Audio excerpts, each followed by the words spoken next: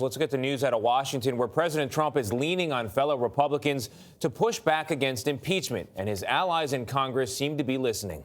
Dozens of members delayed a hearing yesterday, storming into a high-security room where another official was due to answer questions about the White House lobbying effort in Ukraine. Democrats called it a stunt to deflect attention from earlier damaging testimony by a top U.S. diplomat. The president lashed out again at Republican critics, calling so-called never-Trumpers, quote, human scum, end quote. Nancy Cordes is on Capitol Hill, where the drama was unfolding yesterday. Nancy, good morning. So what were those Republicans looking for? Tony, they want the transcripts of these depositions to be made public so they can read them. They want future depositions to be held out in the open.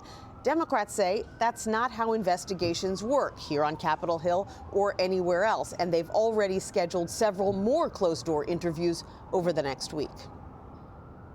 We want to know what's going on. About 3 dozen House Republicans tried to crash the deposition of Pentagon official Laura Cooper, but they only succeeded in delaying it by about 5 hours. What are they trying to hide from the American people that they won't allow voting members of Congress to hear what's going on in that room? Cooper was the 9th person to be interviewed behind closed doors as part of the impeachment inquiry. I cannot access witnesses. I cannot even read their testimony. If a government can do this to the President of the United States, they can do it to you as well. You need to be scared. Democrats scoffed. I'm not really sure. I guess when you're desperate, you go back to complaining about the process. About a quarter of all House Republicans sit on the 3 committees currently involved in the impeachment inquiry.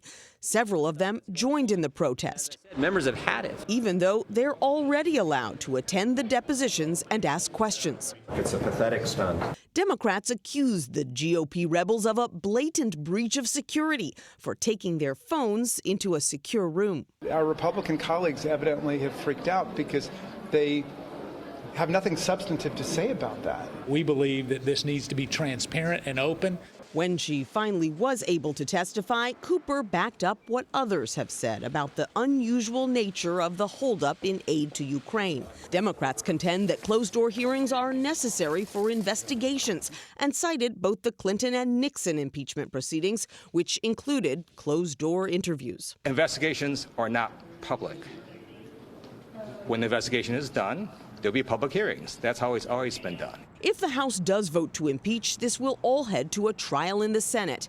After Ambassador Bill Taylor's testimony, the number 2 Republican there had this to say. The picture coming out of it, based on the reporting that we've seen, is, I would say is not a good one.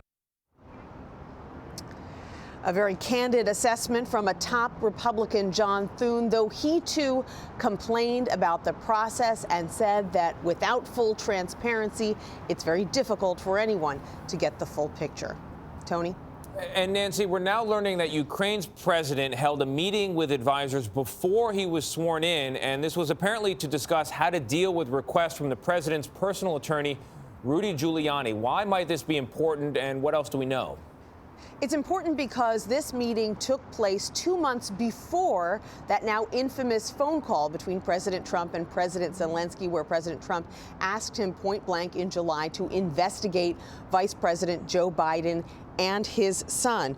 Zelensky met with his top advisors to discuss how to deal with the pressure that they were getting from Giuliani and others to dig up political dirt. The Ukrainians wanted to avoid getting caught up in a U.S. election. This meeting reportedly lasted almost 3 hours, and according to the AP, Zelensky cited a congratulatory phone call with President Trump as the source of his unease. The contents of that phone call, Tony, still have not been released. All right, Nancy. Nancy Cordes for us on Capitol Hill. Nancy, thank you.